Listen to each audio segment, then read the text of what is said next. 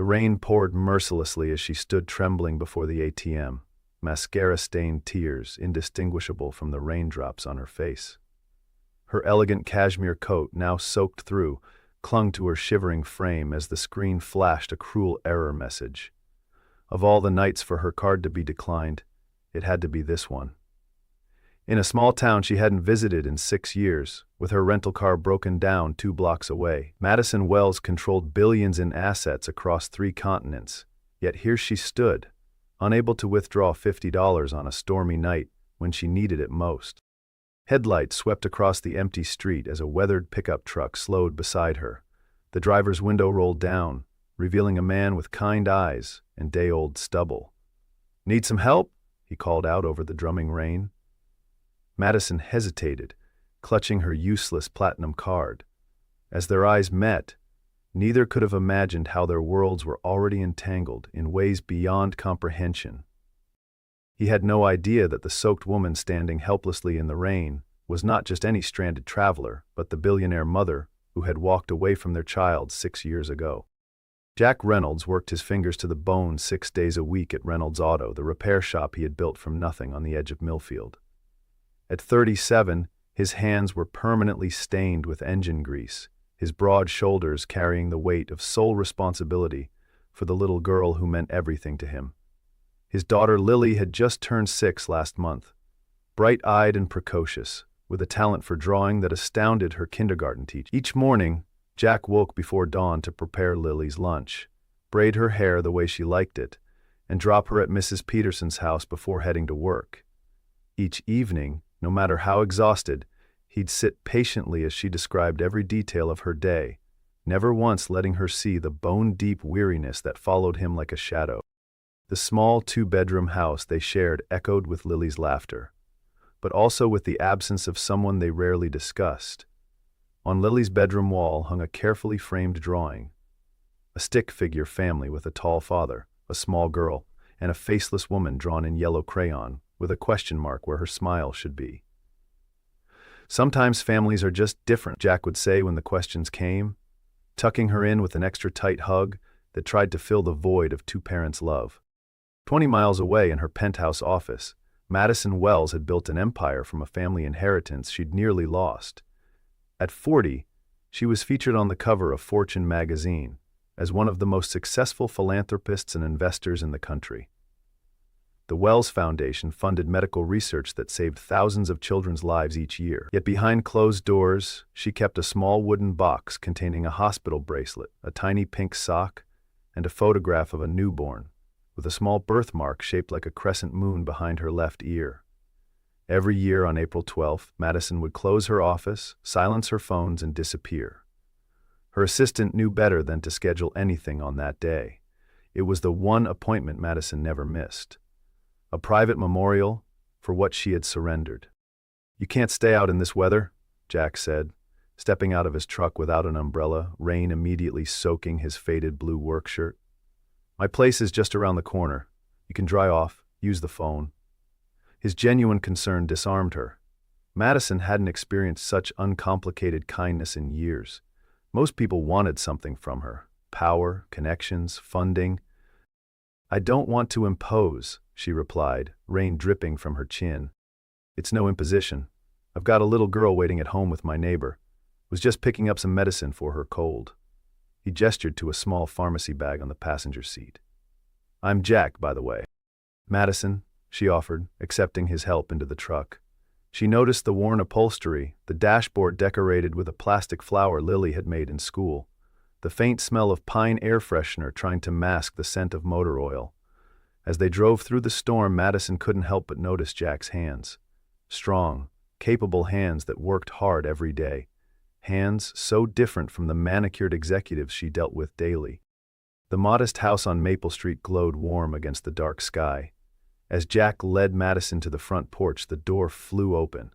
A small girl with unruly brown curls stood there in mismatched pajamas, a worn stuffed rabbit clutched to her chest. "Daddy, Mrs. Peterson let me stay up until you—" Lily stopped mid-sentence, her eyes widening at the sight of the elegant stranger. "Who's that lady?" "This is Madison. Her car broke down in the rain," Jack explained. ushering them both inside as he thanked Mrs. Peterson, who gathered her things to leave. She needs to use our phone and dry off a bit. Lily studied Madison with unabashed curiosity while Jack found a clean towel. Your hair is pretty, even though it's all wet, Lily declared. Do you like hot chocolate? Daddy makes the best hot chocolate with extra marshmallows when it rains. Madison felt a strange tightness in her chest as she accepted the towel. I'd love some hot chocolate, she managed, taking in the child's features. The shape of her eyes, the small dimple when she smiled. Familiar features that made her heart race.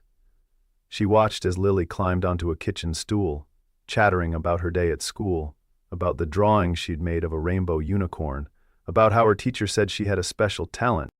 Show our guest your artwork while I make the cocoa, Jack suggested, reaching for mugs in the cabinet. Lily disappeared into her room, returning with a folder bulging with colorful papers. Madison sat on the worn sofa, accepting each drawing with growing wonder. Horses, houses, fantastic creatures, each showing remarkable detail for a child so young. Then came a drawing that made Madison's hands tremble, a little girl standing beside a faceless woman with yellow hair. At the bottom, in careful kindergarten printing, me and my mom in heaven. Daddy says my mom is in heaven, Lily explained, misreading Madison's shock, but I think she's just lost and trying to find her way back to us. Madison couldn't speak. Behind Lily's left ear, partially hidden by her curls, was a crescent-shaped birthmark, identical to the one in the photograph Madison kept locked away. Time for medicine and bed, kiddo, Jack announced, returning with steaming mugs. You can show medicine the rest tomorrow if she's still here. Will you be here tomorrow? Lily asked, her eyes hopeful. Madison swallowed hard. I might be. My car needs fixing. Daddy can fix anything, Lily declared with absolute confidence before allowing herself to be led to bed. When Jack returned, Madison had composed herself, though her mind raced with impossible coincidences and growing certainty. She's wonderful, she said softly. She's my whole world, Jack replied, settling into the armchair across from her. Has been since her mother left when she was just 2 weeks old. Madison's fingers tightened around the mug. Left? Jack's expression hardened slightly. Disappeared one morning. Left a note saying she couldn't do it. Couldn't be a mother. He shook his head. I never heard from her again, just me and Lily ever since. Every word felt like a knife. The story was both true and profoundly incomplete. Madison had indeed left, but not as he'd described. Not willingly. Not without agony that had hollowed her from the inside out. I'm sorry, Madison whispered, the words entirely inadequate. Don't be. We're doing fine, Jack replied with practiced conviction. You can use my phone to call a tow truck, but nothing will happen until morning with this storm. The sofa pulls out if you need a place to stay. Madison made a show of calling a towing service, then a local hotel, which was conveniently fully booked. Jack offered the sofa bed again, and Madison accepted, her mind racing with plans, fears, and the desperate need to learn more about the daughter she'd been forced to abandon. Morning brought weak sunshine and the sounds of Lily preparing for school. Madison woke to find the little girl attempting to quietly set the table, standing on tiptoes to reach the plates. Need some help? Madison offered, startling Lily, who nearly dropped a cup. Daddy's in the shower, Lily explained. I'm supposed to be the breakfast helper on Tuesdays. Madison stepped in following Lily's precise instructions about where everything belonged. Together they prepared a simple breakfast of toast and fruit. When Jack appeared, freshly showered and surprised to find them working together, Lily beamed with pride. Madison knows how to cut strawberries into flower shapes, she announced. Over breakfast, Madison fabricated a story about being in town for business, about her rental car that needed repairs. I could take a look at it, Jack offered. Might save you some money on towing. That would be very kind, Madison replied, seizing the opportunity to extend her stay. I'd insist on paying you properly for your time. Jack waved away her offer. Neighbors help neighbors, even temporary ones. After dropping Lily at school, Jack took Madison to her strategically disabled rental car. She had disconnected a few wires the night before, after he'd fallen asleep. As Jack bent over the engine, Madison studied him. The man who had raised their daughter alone, who had created a warm, loving home despite limited means. the man whose life she was about to complicate beyond measure. "Should be an easy fix," Jack declared, reconnecting the wires she had carefully displaced. "Try it now." The engine purred to life immediately. Madison feigned relief and gratitude. "Where are you staying while you're in town?" Jack asked as he wiped his hands on a rag. Madison hesitated before answering. "I haven't decided yet. My meetings might run longer than expected." "Well, Lily would love it if you stayed another night," Jack admitted. "She doesn't get many female visitors. Might be nice for her to have someone to talk to who knows about girl things." Madison couldn't have scripted it better herself. "I'd like that very much." Over the next 3 days, Madison integrated herself into their routine. She joined them for dinner, helped Lily with a school art project, and watched with a breaking heart as Jack worked a double shift to afford new shoes his growing daughter needed. Each night, after they slept, Madison sat in Lily's dimly lit room, memorizing her daughter's peaceful face, fighting the urge to wake her with kisses and apologies. On the 4th day, as Jack worked at the garage, Madison took a calculated risk. She asked Lily to show her more drawings, this time paying special attention to the faceless mother figures that appeared in many of them. "Why doesn't your mom have a face in your pictures?" Madison asked gently. Lily shrugged, focusing intently on the new drawing she was creating. "I don't know what she looks like. Daddy doesn't have pictures." "That must be hard," Madison ventured. Lily looked up, her expression suddenly serious. "Sometimes I dream about her. In my dream she has hair like yours and she smells like flowers. She tells me she didn't want to go away." Madison's breath caught. "What do you think? Do you think she wanted to leave?" Lily considered this with surprising maturity. "Mrs. Peterson says sometimes grown-ups have complicated reasons for doing things. Maybe my mom had complicated reasons." "Maybe she did," Madison whispered. Later that evening, after Lily had gone to bed, Madison sat across from Jack at the kitchen table. The moment she had both dreaded and yearned for had arrived. She couldn't maintain the charade any longer. "Jack, there's something I need to tell you," she began, her voice steady despite her racing heart. He looked up from his coffee, his expression curious but open. "My name is Madison Wells." She paused, watching for recognition. 6 years ago, I was Madison Campbell." The color drained from Jack's face as the mug in his hand clattered against the table, spilling coffee across the surface. "That's not possible," he whispered. "I have the same birthmark as Lily, behind my left ear." Madison turned her head, lifting her hair to reveal the crescent shape. "She inherited it from me." Jack stood abruptly, knocking his chair backward. "Get out," he said, his voice deadly quiet. "Please, just let me explain." "Explain what?" His voice rose sharply before he caught himself, glancing toward Lily's room. "Explain abandoning your 2-week-old baby? Explain disappearing for 6 years without a word? Explain showing up now, pretending to be a stranger?" Madison remained seated, her composure cracking. "I didn't choose to leave." Jack laughed bitterly. "Right. Someone forced you to write that note, I suppose. Forced you to walk away." "Yes," Madison answered simply. "My father did." Jack stopped pacing, staring at her with disbelief. "What are you talking about?" "Richard Campbell, banking magnate, controlling father. When I got pregnant, he was furious. His unmarried daughter carrying the child of an auto mechanic." Madison's voice grew stronger as she finally spoke her truth. "He threatened to destroy you, to use his connections to ensure you'd never work again in this state. When that didn't convince me, he threatened to contest custody, to use his wealth and influence to take the baby once she was born."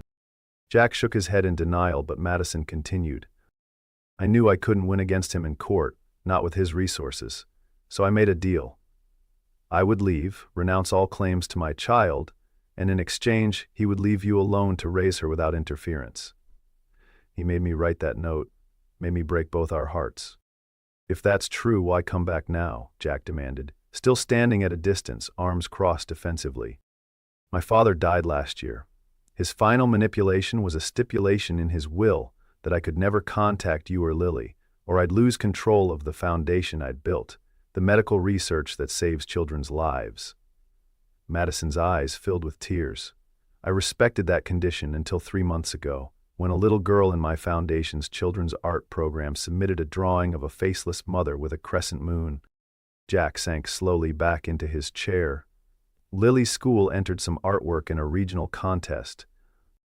Madison nodded. When I saw that drawing, saw her name, I knew I had to find her. Find you, even if it meant losing everything else. Silence stretched between them, heavy with 6 years of loss and misunderstanding. I don't expect forgiveness, Madison continued quietly. I don't expect to suddenly become her mother. I just needed you to know the truth. And I needed to see her, just once, to know she was happy. Jack's anger hadn't disappeared, but confusion had replaced some of his rage. How do I know you're telling the truth? Madison reached into her purse and removed a sealed envelope. This contains documentation of a trust fund I established for Lily the day I left. My father never knew. It's been growing for 6 years, managed by a law firm, with instructions to transfer control to you on her 18th birthday. There's enough there for college, for anything she might need. Jack stared at the envelope, but didn't take it. We don't need your money. It's not my money, Madison corrected gently. It's hers. It always was. My way of being present when I couldn't be physically here. Before Jack could respond, a small voice came from the hallway. Daddy? Why are you shouting? They both turned to see Lily standing in her pajamas, clutching her rabbit. Everything's fine, sweetie, Jack managed, his voice strained. Go back to bed. But Lily's gaze was fixed on Madison, her young mind processing something adults often underestimate in children, their ability to sense truth. You're not just a lady whose car broke down, are you? She asked quietly. Madison looked helplessly at Jack, who gave an almost imperceptible nod. No, Lily, Madison answered, her voice trembling. I'm someone who knew you when you were very small. Lily took a step closer. Are you my mom? The one in my drawings? Madison couldn't speak past the lump in her throat. She simply nodded. I knew you'd find us eventually, Lily said, with the simple certainty of a child who had never stopped believing. She crossed the room and stood before Madison, studying her face with solemn concentration. You have my same moon behind your ear. I checked in the mirror after I saw yours. Madison remained frozen, afraid to reach out, afraid to hope. Can I hug you? Lily asked. Just to see how it feels? The dam broke. Madison opened her arms, and Lily stepped into them cautiously at first, then with increasing certainty. Over the child's head, Madison met Jack's gaze, saw the conflict there, the protective instinct warring with the knowledge that this moment meant everything to his daughter. Just a quick hug, Jack said hoarsely. Then bed, Lily. We all have a lot to talk about tomorrow. Madison reluctantly released her daughter, who surprised them both by standing her ground. Are you leaving again? Lily demanded, suddenly fierce. I don't know, Madison answered honestly. That depends on a lot of things. Don't go, Lily said simply. We have an extra room now. Daddy finished painting it last month. He said it was for guests, but we never have guests. Jack cleared his throat. Lily, this is complicated grown-up stuff. No, it's not, Lily insisted with the clarity of childhood. She's my mom, and she got lost, and now she found us again. She should stay. After Lily finally returned to bed, extracted promises from both adults that Madison would still be there in the morning, Jack and Madison sat in waited silence. I can get a hotel room, Madison offered. Give you space to think. Jack ran a hand through his hair. The damage is done. She knows who you are now. If you disappear again, he couldn't finish the thought. I won't disappear, Madison promised. Not again, not ever. But I understand this is a shock. I understand you're angry. You have every right to be. I spent 6 years hating the woman who abandoned us, Jack admitted. I'm not sure I know how to stop. Then don't, Madison said. Hate me if you need to. But please, let me know my daughter. The following days were a delicate dance of boundaries and raw emotions. Madison checked into the local inn, but spent her days with Lily, always with Jack's cautious permission. She learned her daughter's favorite foods, peanut butter sandwiches with the crusts cut off, her fear of thunderstorms, her extraordinary artistic talent. Jack watched their interactions with guarded eyes, protective but increasingly unable to deny the joy Lily found in Madison's presence. A week after her revelation, Jack arrived home to find Madison and Lily hunched over a large canvas, painting together. His daughter's laughter, richer and more carefree than he'd heard in months, stopped him in the doorway. Neither noticed him as Madison guided Lily's hand, showing her how to blend colors to create the perfect sunset. The intimacy of the moment, the genetic connection visible in their identical expressions of concentration, struck him with unexpected force. This was not a woman playing at motherhood. This was a mother reconnecting with her child at the most fundamental level. That night, after Lily was asleep, Jack found Madison on the porch swing, staring at the stars. "You're good with her," he said simply, sitting beside her, leaving careful space between them. "She makes it easy," Madison replied. "She's extraordinary, Jack. You've done an amazing job raising her." Jack was quiet for a long moment. "I've been thinking about what you said, about why you left." His voice was carefully neutral. "I called an old friend who works at Campbell Bank. He confirmed your father was exactly the kind of man you described." Madison's eyes widened slightly. "You've been investigating me. Can you blame me?" The question held no anger, just weary reality. "No," Madison admitted. "I'd have done the same. I also looked into the Wells Foundation. The work you do, saving children with rare diseases, funding experimental treatments when insurance won't." He shook his head. "It doesn't fit with someone who would abandon their own child without a reason." Madison felt a dangerous flicker of hope. "I never stopped thinking about her. About you.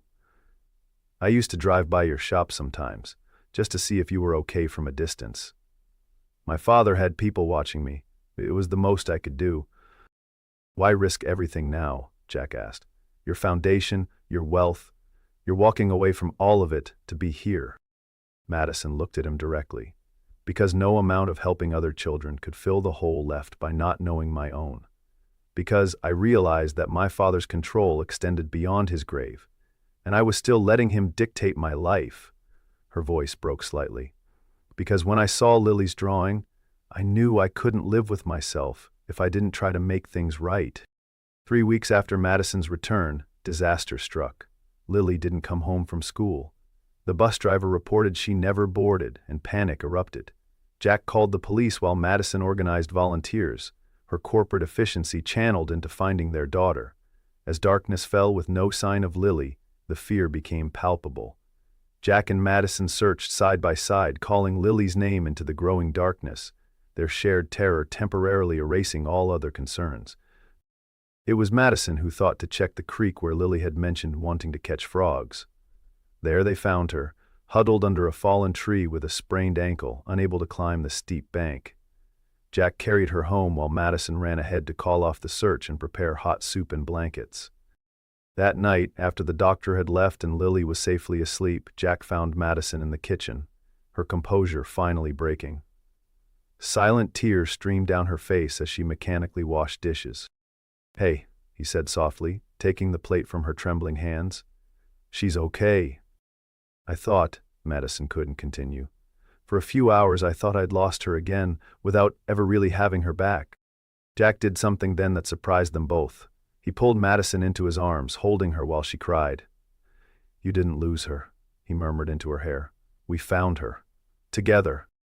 The next morning, Jack watched as Madison sat at Lily's bedside, reading stories and helping her draw, despite the child's awkward position with her elevated ankle. The casual intimacy between them, the way Lily naturally leaned into Madison's touch, the matching expressions when they concentrated, it was like witnessing a connection that had merely been paused, not broken. That afternoon, while Lily napped, Jack made a decision. He handed Madison the still unopened envelope containing the trust fund documentation. "I don't need this," he said firmly, "but I want to know what's in it." Together they reviewed the papers, the substantial trust fund Madison had established for Lily, the regular deposits, the careful investments. The final sum made Jack's eyes widen. This would pay for any college she wanted, several times over. Madison nodded. "I couldn't be her mother, but I could make sure she had opportunities. Jack studied her face. You never really left her, did you? Not in the ways that mattered most, Madison answered quietly. The next day, Jack made another decision. He cleaned out the spare room that had been serving as storage. The one Lily had mentioned was for guests. You shouldn't stay at the inn anymore, he told Madison that evening. It's wasteful when we have the space here, and Lily would love having you closer. Are you sure? Madison asked, hardly daring to hope. No, Jack admitted with unexpected honesty. But I'm sure that Lily needs you, and I'm beginning to think that maybe I was wrong about you all these years. 1 month after Madison's reappearance in their lives, news broke that the board of directors of the Wells Foundation had voted to remove her as CEO, citing violation of the terms of her father's will. The story made the financial papers, which is how Jack discovered it, bringing the newspaper to her at breakfast. You really did lose everything, he stated, not a question. Madison glanced at the headline, then at Lily happily eating cereal across the table. Not everything, she replied, not what matters most. Jack studied her with new understanding. Your foundation saved lives. Others will continue the work, Madison said simply. I can find new ways to contribute. Jack folded the newspaper thoughtfully. You chose her over everything else. I would make the same choice 1,000 times, Madison replied, her eyes never leaving Lily. The following week, Lily's school hosted an art exhibition featuring student work. Her drawing of 3 figures, a tall man, a small girl, and now a woman with a defined face and yellow hair, was prominently displayed. The title beneath read, My Family Finding Each Other Again. Madison stood before it, tears streaming unchecked down her face when she felt Jack's presence beside her. She has your talent, he said quietly. Among other things. She has your heart, Madison replied. Your goodness. Jack was silent for a moment, then took Madison's hand in his, their fingers intertwining naturally. We both gave her something worth having. 2 months after Madison's return, something shifted between her and Jack. The careful distance they maintained began to dissolve as they worked together to create a stable environment for Lily. Madison found work consulting remotely for businesses in need of restructuring, refusing to touch the modest sum she'd set aside for herself before losing control of her foundation. Jack watched her choose simplicity over luxury with growing respect. One evening, after Lily was asleep, they sat together on the porch swing that had become their place for honest conversations. I've been thinking, Jack said, his voice thoughtful, about us, about what happens next. Madison tensed slightly. What do you mean? I mean that Lily adores you, and you've proven you're here to stay. His eyes met hers. And I'm starting to remember why I fell for you in the first place. Madison's breath caught. Jack, I'm not saying I'm ready to forget everything, he continued, but I'm ready to forgive, and maybe to start seeing what might be possible now. I never expected this, Madison admitted. I came back for Lily. I didn't dare hope for anything more. Jack's hand found hers in the darkness. Hope is a funny thing. It shows up when you least expect it. 3 months after that rainy night at the ATM, on a bright Sunday morning, Jack stood at the stove flipping pancakes while Madison set the table. The routine had become comfortable, their initial awkwardness giving way to a tentative friendship built on their shared love for Lily. The spare room had become unmistakably Madison's, though she and Jack maintained careful boundaries, still healing from old wounds. Lily burst into the kitchen carrying a homemade card decorated with glitter and drawings. Happy Parents' Day, she announced, presenting it proudly. Parents' Day? Jack questioned, raising an eyebrow at Madison, who looked equally confused. I invented it, Lily explained with the impeccable logic of a 6-year-old, because Mother's Day and Father's Day are too far apart, and now I have both of you together, so we need a new holiday. Madison knelt to examine the card, which showed 3 stick figures holding hands beneath a bright sun. The figures now had detailed faces, Jack's with his characteristic half-smile, Lily's with her wild curls, and Madison's with eyes the exact blue shade Lily had carefully mixed from her watercolors. It's perfect, Madison whispered, gathering Lily in a hug that had become natural. over the passing months. Jack set down his spatula and joined them, one arm around each. "Best holiday I've ever heard of," he agreed, his eyes meeting Madison's over their daughter's head, with a warmth that spoke of possibilities neither had dared imagine. In that moment, surrounded by the smell of slightly burning pancakes and the sound of Lily's giggles, Madison recognized what true wealth felt like. Not the billions she had surrendered, not the corporate power she had walked away from, but this,